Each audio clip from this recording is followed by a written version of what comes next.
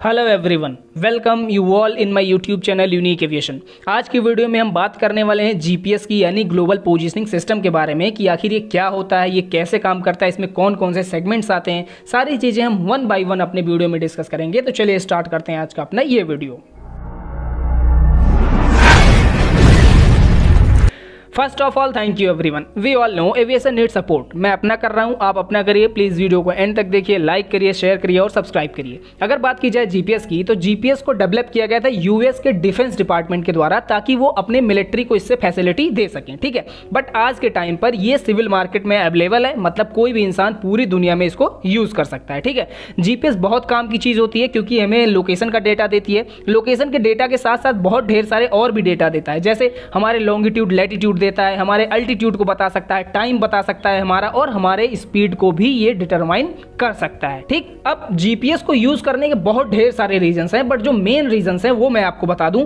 पहला तो इसकी एक्यूरेसी, क्योंकि ये बहुत ही ज्यादा एक्यूरेट है, इस कारण से इसका यूज किया जाता है। दूसरा, ये पूरी दुनिया में अवेलेबल है, कहीं पर भी इसको यूज किया जा सकता है। तीसरी बात, इसके लिए कोई बहुत ज्यादा स्पेशल सिग्नल की जरूरत नहीं पड़ती है, आसानी से हम इसकी सिग्नल को यूज कर सकते हैं, इस कारण से इसका यूज किया जाता है। ठीक, अब हम बात करते हैं कि जीपीएस की वर्किंग कैसी होती है, ये काम कैसे करता है। इसके लिए हम जीपीएस को तीन पार्ट में डिवाइड करते हैं। पहला होता है स्पेस सेगमेंट, दूसरा आता है यूजर सेगमेंट और तीसरा होता है कंट्रोल सेगमेंट। अब अगर बात की जाए स्पेस सेगमेंट की, तो स्पेस सेगमेंट में बहुत ढेर सारे सैटेलाइट्स होते हैं जो कि अपने ऑर्बिट में क्या करते रहते हैं, प्रिसाइजली रोटेट करते रहते हैं। ठीक, इसमें हम 24 सैटेलाइट्स का यूज करते हैं जो कि हमसे 20,000 किलोमीटर की दूरी पर होते हैं। ठीक, इसमें हम 6 ऑर्बिट्स का यूज करते हैं, मतलब 24 सैटेलाइट्स 6 ऑर्बिट में रोटेट करती हैं। कहने का मतलब कि पर ऑर्बिट यानी एक ऑर्बिट में 4 सैटेलाइट्स ये रोटेट करती रहती हैं। ठीक, अब इनका अरेंजमेंट ऐसा किया जाता है कि अर्थ पर कहीं बार अगर कोई यूजर अपने पोजीशन को सर्च करता है तो कम से कम 6 सैटेलाइट्स उसके व्यू पर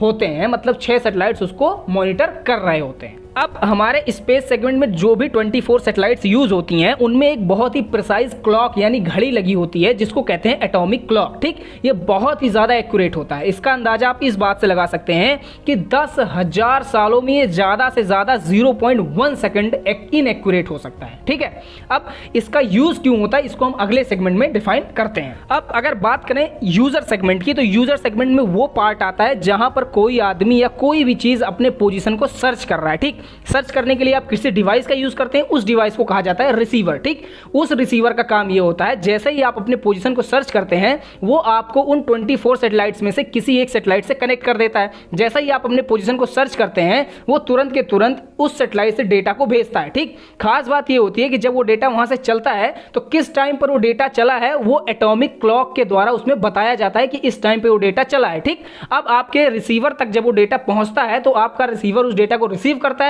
और यह डिटरमाइन करता है कि किस टाइम पे आपके डेटा को रिसीव किया गया है। अब आपके रिसीवर के पास जो आपकी पोजीशन डेटा आई हुई है वो पोजीशन डेटा 2 टाइमिंग पर है। पहला ये कि जब वो रिसीवर से चली थी और दूसरा ये कि जब वो आपके डिवाइस में रिसीव हुई। ठीक, आपका रिसीवर इन दोनों टाइम्स को कैलकुलेट करता है कि आखिर कितना टाइम लगा आपके डेटा को सैटेलाइट से लेके आपके रिसीवर तक आने में। जैसे ही उसको टाइम पता चलता है वो डिस्टेंस कैलकुलेट करके बताता है कि आपका और सैटेलाइट के बीच में डिस्टेंस कितनी है। जैसे ही उसको डिस्टेंस पता चल जाती है वो तुरंत के तुरंत लोकेट करता है कि आप अर्थ पर किस जगह पर खड़े हुए हैं। ठीक है, अब आपको समझ में आया होगा कि एटॉमिक जो क्लॉक था उसका एक्यूरेट होना इतना ज्यादा जरूरी क्यों था। ऐसा इसलिए था क्योंकि अगर वो इनएक्यूरेट हो जाए तो आपकी जो पोजीशन है वो गलत हो सकती है। ठीक है, अब आता है हमारा लास्ट सेगमेंट जिसको कहते हैं कंट्रोल सेगमेंट। ठीक, इसमें ऐसे मॉनिटर स्टेशंस आते हैं जो कि उस सैटेलाइट्स को मॉनिटर करते रहते हैं कि उसमें कोई गड़बड़ी, कोई रिपेयर या ऐसी कोई जरूरत तो नहीं है। ठीक, ये अभी भी यूएस के डिफेंस डिपार्टमेंट के अंडर में ही आता है। ठीक,